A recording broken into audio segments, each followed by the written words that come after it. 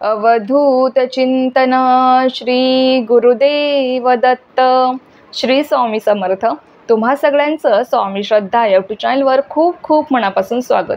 स्वामी कृपेने तुमचा आजचा दिवस शुभ जाओ. स्वामी महाराज तुमच्या सर्व चांगल्या इच्छा पूर्ण करोत हीच मी माझ्याचरणी प्रार्थना करते आणि आजच्या व्हिडिओला सुरुवात करते. आजच्या व्हिडिओमध्ये मी तुम्हाला खूप महत्त्वाची आणि एक छान अशी सेवा सांगणार आहे.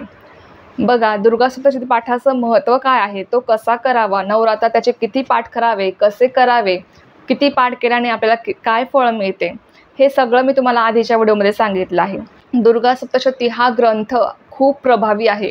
आपल्या कुलदेवीची सगळ्यात प्रभावी सेवा, सगळ्यात मोठी सेवा कोणती असेल ती फक्त आणि फक्त म्हणजे दुर्गा सप्तशती पाठ. पण बरेच महिला अशा आहेत की ज्यांना दुर्गा सप्तशती पाठ वाचण्याची इच्छा आहे, दुर्गा सप्तशती ग्रंथाचं पठण करण्याची इच्छा आहे, परंतु त्यांना तेवढा वेळ नाही आहे. बऱ्याच महिला या जॉब करतात, वर्किंग आहेत, ज्यांना दुर्गा सप्तशती ग्रंथाचं पठण करायची इच्छा आहे पण तेवढा वेळ त्या देऊ शकत नाही. दुर्गा सप्तशती पाठायला साधारण 2 तास जास्तीत जास्त त्या ग्रंथ पठणाला लागतात. आणि अशी कोणती सेवा आहे की ज्यामुळे आपल्याला दुर्गा सप्तशती पाठ केल्याचंच फळ मिळेल? तर हो, अशी एक सेवा आहे, असं एक स्तोत्र आहे की ज्यामुळे तुम्हाला दुर्गा सप्तशती पाठ केल्याचंच फळ मिळणार आहे. जर तुम्हाला वेळ नाही आहे, तुम्ही वर्किंग वुमन आहात, पण तुम्हाला तुमच्या कुलदेवीची, आपल्या आई भगवतीची मनोभावे सेवा करायची आहे, पण तुम्हाला तेवढा वेळ नाही की तुम्ही दुर्गा सप्तशती ग्रंथाचं पठण करू शकाल, तर तुम्ही फक्त या स्तोत्राचं पठण करायचं आहे. ते स्तोत्र म्हणजे सिद्धकुंजिका स्तोत्र. आता बघा, बऱ्याच जणांना या स्तोत्राबद्दल माहीत असेल किंवा बऱ्याच जणांना नसेल सुद्धा. सिद्धकुंजिका स्तोत्र हे नावातच सिद्ध आहे. कुंजिका म्हणजे चावी, यशाची गुरुकिल्ली म्हणजे सिद्धकुंजिका स्तोत्र. साक्षात भगवान शंकरांनी सुद्धा माता पार्वतीला म्हटलं आहे की दुर्गा सप्तशती पाठाचं फळ तेव्हाच मिळेल की जे भक्त सिद्धकुंजिका स्तोत्र या स्तोत्राचं पठण करतील, तेव्हाच त्यांना दुर्गा सप्तशती पाठाचं पाठ केल्याचं पूर्ण फळ मिळणार आहे. म्हणजे इतकं हे प्रभावी स्तोत्र आहे. त्या स्तोत्रामध्ये सुद्धा असं दिलेलं आहे की हे स्तोत्र वाचल्यावर तुम्हाला दुर्गा सप्तशती पाठाचं फळ मिळणार आहे. खूप प्रभावी असं स्तोत्र आहे. हे स्तोत्र साधारण वाचायला तुम्हाला 2 ते 2.5 मिनटं लागतील सुरुवातीला. संस्कृतमध्ये आहे. थोडेसे शब्द तुम्हाला अवघड वाटतील तर तुम्ही काय करा, यूट्यूबला लावून द्या, म्हणजे ऐकून ऐकून तुमचं पाठ होईल आणि बऱ्यापैकी तुम्हाला शब्द समजले की तुम्ही स्वतः ते वाचू शकतात. आणि एक गोष्ट लक्षात ठेवा की हे स्तोत्र तुम्हाला स्वतःला वाचायचं आहे, स्वतःला पठण करायचं आहे, नुसतं ऐकायचं नाही आहे, नुसतं श्रवण करायचं नाही आहे. जेव्हा तुमच्या तोंडून ते शब्द, ते उच्चार, ते मंत्र जेव्हा निघतील तेव्हा त्याचं फळ तुम्हाला मिळणार आहे. सिद्धकुंजिका स्तोत्र हे असं प्रभावी स्तोत्र आहे की तुम्हाला त्याने दुर्गा सप्तशती पाठाचं संपूर्ण फळ मिळणार आहे. दुर्गा सप्तशती पाठ वाचताना आपण जे आधी सेवा वाचतो, अर्गला स्तोत्र, किलक स्तोत्र, रात्री सुक्त, या ज्या सेवा आपण म्हणतो ना, ते सुद्धा म्हणायची याला गरज नाही आहे. हे स्तोत्र तुम्ही डायरेक्ट म्हणू शकतात. आणि हे स्तोत्र पठण करायला तुम्हाला साडीच घालण्याची आवश्यकता नाही आहे.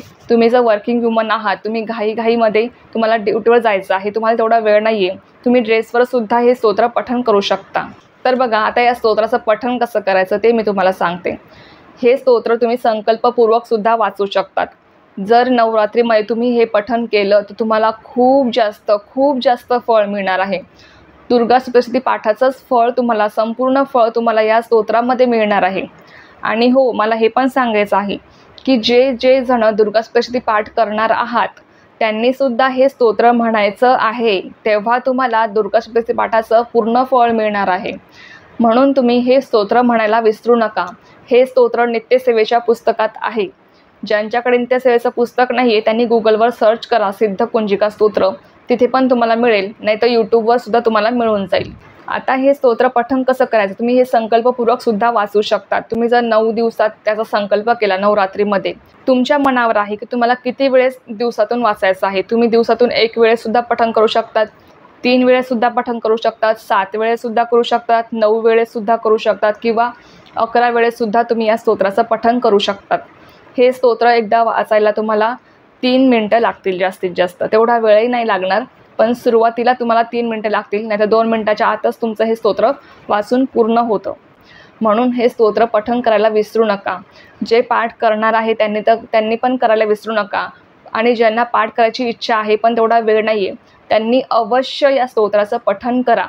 आता बघा, संकल्पपूर्वक करायचं असेल तुम्ही काय करायचं, पहिल्या दिवशी म्हणजे घटस्थापनेच्या दिवशी सकाळी आंघोळ करून शुचिर्भूत होऊन स्वच्छ कपडे परिधान करून स्वच्छ आसनावर बसून आपल्या कुलदेवीच्या फोटोसमोर किंवा आई भगवतीच्याच फोटोसमोर बसून तुम्हाला तेलाचा किंवा तुपाचा दिवा लावायचा आहे.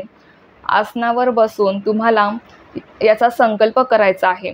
संकल्प तुम्ही तुमच्या इच्छेनुसार करा की मी रोज याचे 2 पाठ मी रोज याचे 3 पाठ करेल, 7 करेल, 11 करेल किंवा 1 पाठ करेल. आणि तुमची इच्छा आपल्या आई भगवतीला नक्की सांगा. याचा संकल्प करा. 9 दिवसात तुमच्याकडनं जेवढ्या वेळेस हे स्तोत्र पठण करायला तुम्हाला शक्य आहे तेवढ्या वेळेसचा तुम्ही संकल्प करा की मी रोज एवढ्या वेळेस 9 दिवस हे स्तोत्र पठण करणार आहे. आई भगवती, माझ्याकडनं ही सेवा पूर्ण करून घ्या. तुमची जी काही इच्छा असेल ती आई भगवतीला नक्की सांगा. नक्की तुमची कुलदेवी वर्षभरात तुमची ती सेवा, तुमची ती इच्छा पूर्ण करेल. तुमच्या ज्या काही अडचणी समस्या असतील त्या तुमच्या सुटताना तुम्हाला हळूहळू दिसतील. स्तोत्र पठण केल्याने तुम्हाला काय काय फायदे होतात ते मी तुम्हाला सांगते. बघा, हे स्तोत्र पठण केल्याने तुम्हाला कर्जमुक्ती होते. तुम्हाला वारंवार कर्ज घ्यावं लागत असेल, अगदी छोट्या छोट्या कारणासाठी तुम्हाला कर्ज घ्यावं लागत असेल, जो भक्त याचं नियमितपणे पठण करतो त्याची कर्जमुक्ती हळूहळू त्याची कर्जमुक्ती होते. हळूहळू त्याच्यावरचं जे कर्ज आहे ते हळूहळू फिटताना दिसतं. त्याच पद्धतीने बघा, वैवाहिक जीवनामध्ये हे सुख देणारं आहे. वैवाहिक जीवनात जर तुमच्या पती पत्नीमध्ये काही भांडणे असतील, वादविवाद असतील, तर नेहमी त्याच्या पठणाने तुमच्या जीवनामध्ये सुख येणार आहे. याच्या पठणाने तुमच्या जीवनात सुख, समृद्धी, ऐश्वर्य नांदेल. बघा, आणि याचा तिसरा फायदा असा होतो की धन लाभासाठी हे स्तोत्र खूप जास्त प्रभावी मानलं गेलेलं आहे. तुमच्याकडे तुम्ही खूप कष्ट करतात पण कष्टाला पाहिजे तसं तुम्हाला फळ मिळत नाही किंवा पैसा कितीही घरात आला तरी तो टिकत नाही, त्यासाठी तुमच्याकडे पैशाची अडचण सारखी भासत असेल तर हे स्तोत्र तुम्ही नियमित पठण केलं पाहिजे. म्हणजे नवरात्री तर तुम्ही कराच, नवरात्री तुम्ही याचा संकल्प करून नक्की करा, परंतु नवरात्रीनंतरसुद्धा तुम्ही नियमितपणे रोजही तुम्ही या स्तोत्राचं पठण करू शकता. जो भक्त नियमितपणे या स्तोत्राचं पठण करतो त्याच्या जीवनात कधीही अडचणी, दुःख, संकटे येत नाही आणि आली तरी त्याला ती जाणवत नाहीत. त्याच्या जीवनात कधीही पैशांची कमतरता त्याला भासत नाही. त्याच्या जीवनातले जे काही अडचणी, संकट असतील त्यासाठी कुलदेवी त्याला सतत मार्गदर्शन करत असते, त्याचं रक्षण करत असते. लक्षात ठेवा, खूप प्रभावी स्तोत्र आहे, नक्की याचं पठण करा. ह्याचा चौथा फायदा असा होतो की रोगमुक्ततेसाठी हे स्तोत्र खूप प्रभावी मानलं गेलेलं आहे. रोगमुक्तता म्हणजे असाध्य गंभीर आजार ज्यांना असतात त्यांच्यासाठी सुद्धा, त्या व्यक्तीने सुद्धा जर याचं नियमित पठण केलं तर त्याचा तो असाध्य आजारसुद्धा हळूहळू बरा होताना दिसतो. एवढं हे स्तोत्र प्रभावी आहे. कुंजिका स्तोत्र हे साक्षात सिद्ध केलेलं आहे म्हणून याला सिद्ध करण्याची गरज नाही. हे स्तोत्र आधीच सिद्ध केलेलं आहे म्हणून त्याला सिद्ध कुंजिका स्तोत्र असं म्हणतात. नवरात्रात तुम्ही याचा संकल्प करून सुद्धा तुम्ही याचं पठण करू शकतात किंवा तुम्हाला वाटलंय की मला संकल्प नाही करायचा, मी तसंच याचं पठण करणार, तर तुम्ही संकल्प न करता सुद्धा याचं पठण करू शकता, काही हरकत नाही आहे. तुम्हाला दुर्गा सप्तशती पाठाचं फळ या स्तोत्राने मिळणार आहे. नक्की या स्तोत्राचं पठण करा. आता बघा, तुम्ही जर संकल्पयुक्त ही सेवा करणार असाल, तुम्ही संकल्पयुक्त ही सेवा नवरात्रातच नाही तर तुम्ही इतर कधीही कोणत्याही महिन्यात कोणत्याही दिवशी तुम्ही संकल्पयुक्त ही सेवा करू शकता. हे स्तोत्र तुम्ही संकल्पयुक्तचं पठण केलं तर हे स्तोत्र तुम्हाला तुमच्या जीवनात खूप काही देऊन जाईल. तुमच्या जीवनात कधीही काही कमी पडणार नाही, कारण हे साक्षात सिद्ध केलेलं स्तोत्र आहे. आणि हे सिद्ध कुंजिका स्तोत्र म्हणजे यशाची गुरुकिल्ली आहे. यश, कीर्ती, सुख, समृद्धी, ऐश्वर्य, समाधान सर्व काही तुम्हाला या स्तोत्राने मिळणार आहे. जर तुम्ही जर संकल्पयुक्त पठण केलं, आता नवरात्र तुम्ही जर या स्तोत्राचं संकल्पयुक्त पठण करणार असाल तर त्यासाठी तुम्हाला कोणते नियम आहेत, तर त्यासाठी तुम्हाला सगळ्यात पहिला नियम असा आहे की आपण तर नॉनव्हेज खाणारच नाही आहे नवरात्रात कोणी, आणि खाऊ पण नका. दुसरा नियम असा आहे की तुम्हाला हे स्तोत्र पठण करत असताना कधीही कोणाबद्दल वाईट बोलू नका, कोणाचाही वाईट विचार मनात आणू नका किंवा कोणाही बद्दल द्वेष भावना मनात ठेवू नका, नाहीतर तुम्हाला या स्तोत्राचं पठण केल्याचं फळ मिळणार नाही. लक्षात घ्या, जेव्हा तुम्हाला जीवनात असं वाटलं की मला एखाद्या प्रश्नाचं उत्तर सापडत नाही आहे, तर तेव्हा तुम्ही या स्तोत्राचं पठण नक्की करा. संकल्पयुक्त तुम्ही ही सेवा करा. 3 दिवसासाठी करा, 7 दिवसासाठी करा, 9 दिवसासाठी करा, 21 दिवसासाठी करा. कितीही दिवसांसाठी तुम्ही ही सेवा संकल्पयुक्त करू शकतात आणि कितीही वेळेस तुम्ही या स्तोत्राचं पठण करू शकता तुमच्या इच्छेनुसार. आता बघा, हे स्तोत्र किती वेळेस वाचल्याने तुम्हाला काय मिळते ते मला सांगते. ज्ञान मिळवण्यासाठी हे स्तोत्र तुम्ही 3 वेळेस वाचायला हवं.